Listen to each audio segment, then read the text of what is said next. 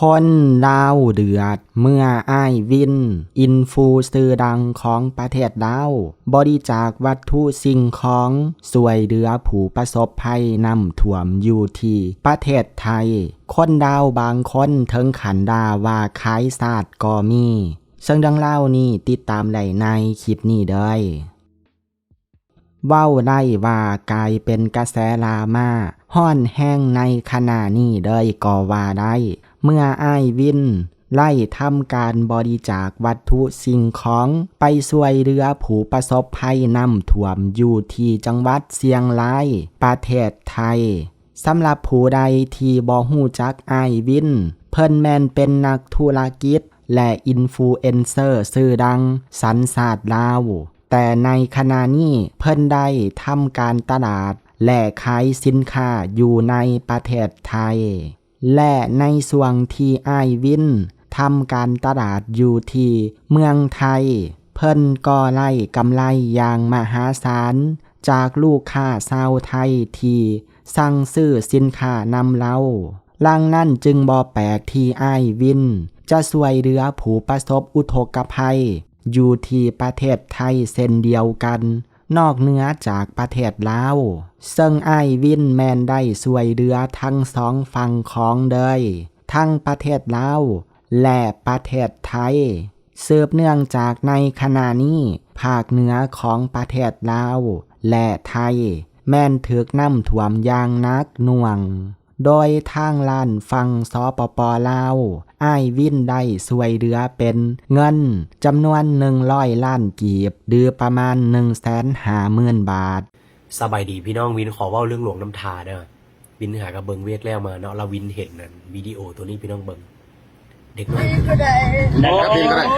ลูกอาการไหลล่าวิดีโอพี่น้องวินรู้สึกเศร้าสลดใจแล้วครับอดทนกำลังลำเลียงกันเนอะวินขอส่งกำลังใจเด้อให้100 ล้านเดี๋ยววินซีส่งไปให้ตอนนี้วินติดภารกิจอยู่ต่างประเทศวินคืออยากไปลงพื้นที่ด้วยตัวเองเลยแต่วินติดนักอีหลีพอฉะนั้นแล้ววินขอให้ทุกคนเด้อที่เบิ่งวิดีโอนี้อยู่พี่น้องกดแชร์แจ้งข้อมูลข่าวสารส่งกำลังใจให้กันและกันขอให้พี่น้องนี่นะผ่านพ้นวิกฤตนี้ให้ไปไวๆขอให้ทุกคนปลอดภัยจากวิกฤตครั้งนี้ขอเป็นหนึ่งกำลังใจให้เด้อพี่น้องเด้อสู้เด้อพี่น้องคนลาวบ่ทิมกันขอส่งหนึ่งกำลังใจให้เด้อพี่น้องจากวินสู้ทุกคนแล้วก็ขอเป็นกำลังใจให้ทุกคนเลยเนาะที่ไปช่วยเหลือน้ำท่วมส่วนทางลานฝั่งไทยอ้ายวินช่วยเหลือเป็นวัตถุสิ่งของบ่ว่าจะเป็นน้ำดื่มนมผงอาหารสัตว์ยาสามัญแผงโซลาร์เซลล์อาหารสำเร็จรูปต่างๆและเขาของเครื่องใช้ที่จำเป็นอื่นๆรวมกันเป็นจำนวนหลายจนอัดแน่นเต็มรถบรรทุก6 ล้อเด้อในส่วนฝั่งไทยอ้ายวินบ่ได้บอกว่าสิ่งของที่บริจาคไปนั่นตีเป็นมูลค่าของเงินตกอยู่ที่เท่าไรแต่ทางล้านชาวเน็ตลาวบางคนก็บอกว่าอ้ายวินช่วยเหลือฝั่งไทยอาจจะมีมูลค่าหลายถึง300 ล้านกีบหรือประมาณ 450,000 บาทเด้อไปช่วยเหลือน้ำท่วมกันทุกคนส่งแรงใจมาตามพี่มาเลยถอยมาเลยอันดับแรกน้ำดื่มนี่สำคัญมากพัดลมนะครับแล้วนี่เขาก็รีเฟซมาลมผงเพราะว่าช่วงนี้เนี่ยน้ำท่วมนะครับเด็กน้อยเยอะมากเตียงต้องมีมันพับเก็บง่ายนะเวลาคนเขาเหนื่อยเขาสามารถนอนพักได้ขาดไม่ได้เลยข้าวผ้าอ้อมอันนี้ผู้ป่วยติดเตียงผู้สูงอายุต้องได้ใช้ครีมอาบน้ำยาสระผมครับมาม่านมก็ต้องมีโซฟีนะครับช่วงนี้น้ำท่วมหาซื้อยากเผื่อประจำเดือนมาทุกคนพวกปลากระป๋องอันนี้วินเลี้ยงหมาอยู่แล้วทุกคนเข้าใจหัวอกแบบลึกซึ้งเลยเห็นคลิปน้ำท่วมแล้วฝนตกน้องหมาเปียกๆทุกคนสู้น้องหมาต้องได้กินของอร่อยเลื่อนไปเจอวิดีโอนี้ทุกคนระวังโต๊ะนั่งดีๆสู้นะครับพ่อแม่พี่น้องขอเป็นหนึ่งกำลังใจขอให้ผ่านวิกฤตไปเร็วๆยารักษาโรคนี้ขาดไม่ได้เลยจำเป็นมากๆ M150 กาแฟนะครับจัดได้เลยทุกคนขึ้นมาตามมาอันนี้เย็นๆสดๆออกห้างมาของสำคัญขึ้นก่อนเลยเอา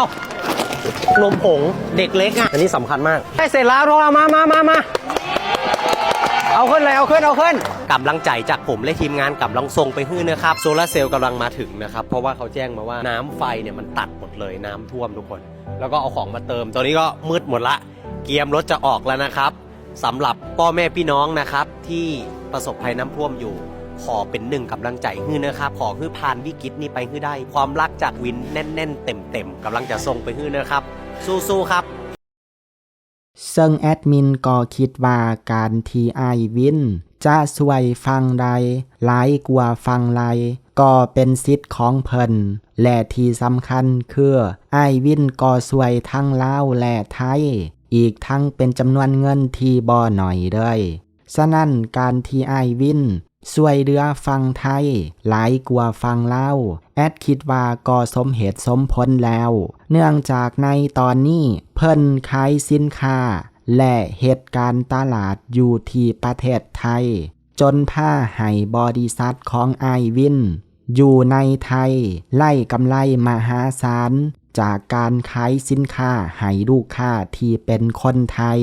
อย่างใดก็ตามก็ยังมีคนดาวจำนวนหนึ่งประมาณ10 มือบ่เข้าใจในส่วนนี้แล้วทำการ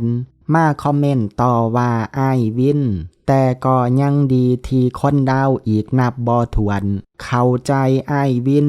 นอกจากนั้นคนดาวกลุ่มนี้ยังมาโต้กับพวกทีดาอ้ายวินนำอีกซึ่งต่อไปเฮาลองไปเบิ่งและไปฟังความคิดเห็นของคนดาวทั้งสองฝ่ายกันเด้อคนดาวทานนี่ได้มาคอมเมนต์ว่าแอบเสียใจสุดๆน่าจะสวยบ้านเฮาก่อนไทยเขามีมหาเศรษฐีหลายส่วนลาวเฮาบ่มีไผแต่ก็เป็นสิทธิ์ของลาวแหละขอบายบายเด้อวินหมายถึงว่าจะเศร้าติดตามอ้ายวินแล้วเนาะคอมเมนต์ตัวนี้บอก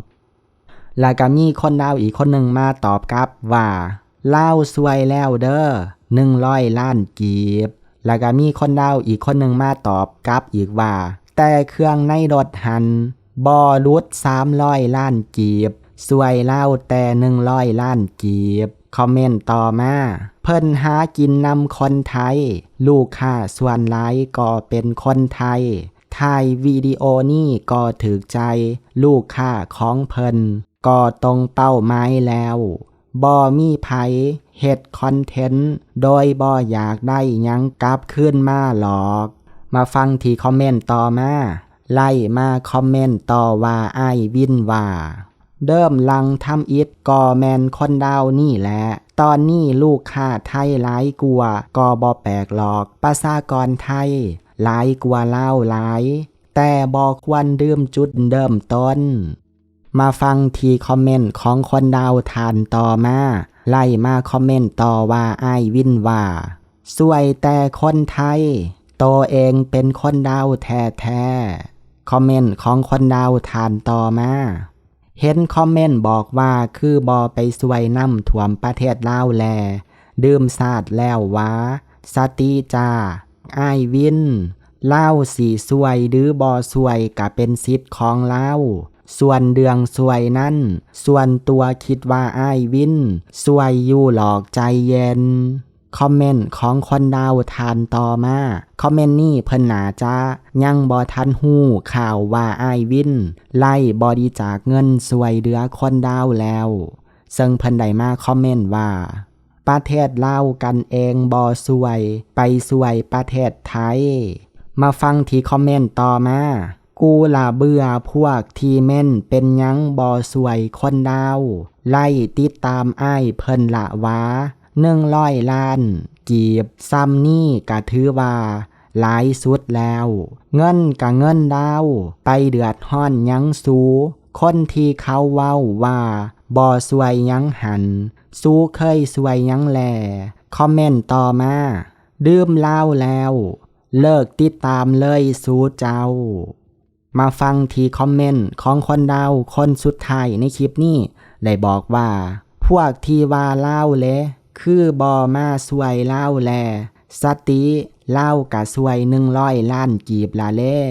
สู้ต้องการยังอีกพวกที่คอมเมนต์เว้าให้เล่านี่มีปัญญาบอถ้าบอมีปัญญาละมิดอยู่ อันนั้นก็เป็นความคิดเห็นของคนดาวเนาะซึ่งหลังจากที่แอดมินไล่ไปอ่านความคิดเห็นมาบางส่วนมีเพียงแต่ 2-3% เท่านั้นที่ว่ามาวิจารณ์มาต่อว่าอ้ายวินเนาะส่วนคนดาวที่เหลือก็เข้าใจและก็ดีใจที่อ้ายวินช่วยทั้งคนดาวและก็คนไทยที่ประสบภัยน้ำท่วมซึ่งทุกท่านได้คิดเห็นแนวใดคอมเมนต์บอกกันได้เด้อขอขอบใจหมดทุกท่านที่เข้ามาเบิ่งคลิปวิดีโอนี้แล้วเฮามาเจอกันใหม่ในคลิปวิดีโอหน้า